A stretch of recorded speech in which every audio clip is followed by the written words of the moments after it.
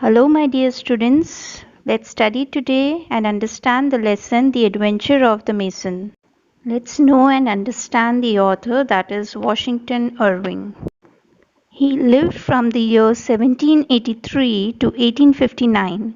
He was born in New York City. At the age of 19, he started writing letters to the newspaper Morning Chronicle under the pseudonym Jonathan Oldstyle. His most famous stories are "The Legend of Sleepy Hollow" and "Rip Van Winkle". Now let's understand the lesson. The Adventure of the Mason. There was once upon a time a poor mason in Granada who could scarcely earn bread for his large family. One night he was roused from his sleep by a knocking at his door. He opened it and saw before him a tall, thin, cadaverous-looking person. "Harkee, honest friend," said the stranger, "I have observed that you are one to be trusted. Will you undertake a job this very night?" "With all my heart, senor, on condition that I am paid accordingly." "That you shall be, but you must suffer yourself to be blindfolded." To this the mason made no objection. So, being blindfolded, he was led by the stranger through various rough lanes and winding passages until they stopped before the portal of a house. The stranger then applied a key, turned a creaking lock, and opened what sounded like a ponderous door.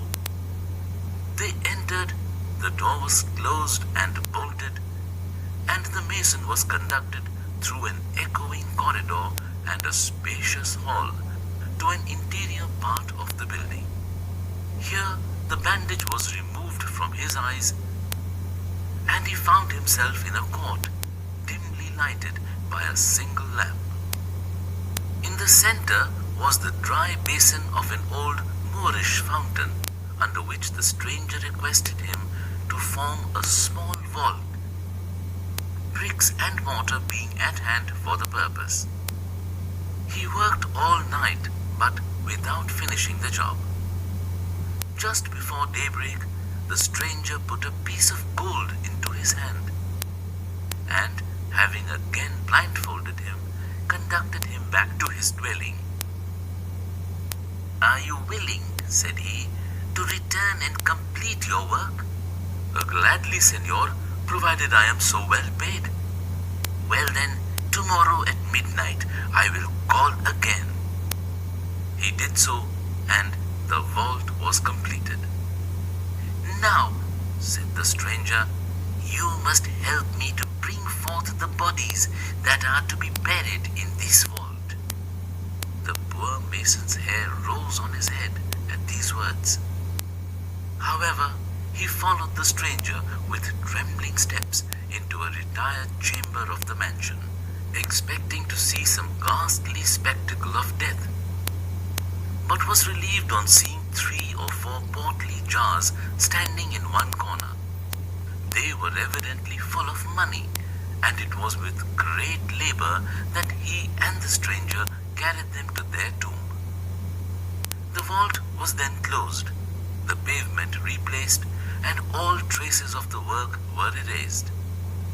The mason was again blindfolded and led forth by a route different from that by which he had come.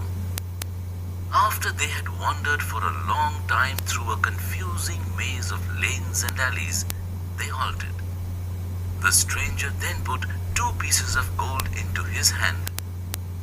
"Wait here," said he, "until you hear the cathedral bell toll for the morning prayer. If you dare to uncover your eyes before that time, evil will come upon you." So saying, he departed. The mason waited faithfully.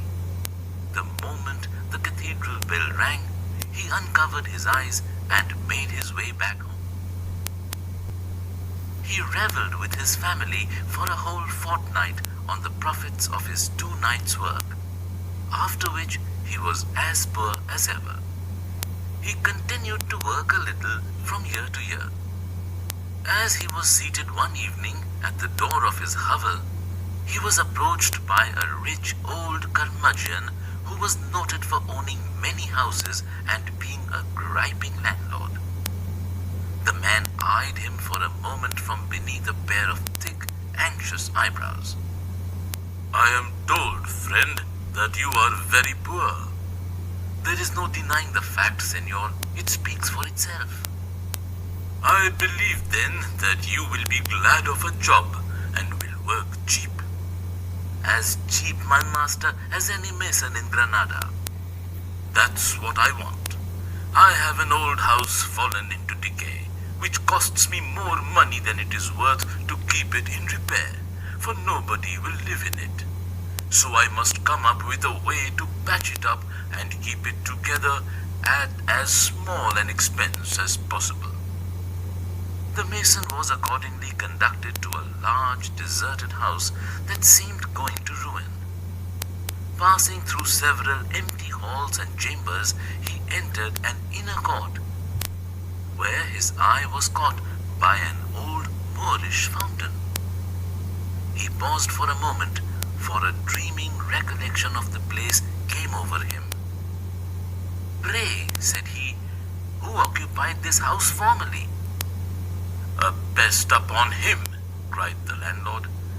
"It was an old miser who cared for nobody but himself. He was said to be immensely rich. He had no relations. He died suddenly, but nothing could be found except a few gold coins in a leather purse.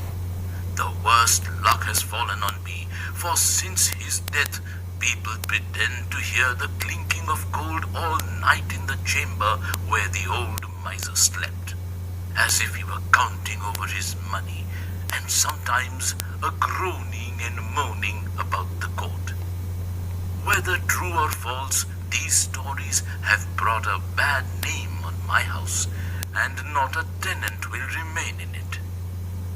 "Enough," said the mason with determination. "Let me live in your house rent-free until some better tenant present, and I will engage to put it in repair." The offer of the honest mason was gladly accepted. He moved with his family into the house and fulfilled all his engagements. Little by little he restored it to its former state. The clinking of gold was no more heard at night, but began to be heard by day in the pocket of the living mason. In other words, he increased rapidly in wealth to the admiration of all his neighbors, and became one of the richest men in Granada. He never revealed the secret of the vault until on his deathbed to his son and heir.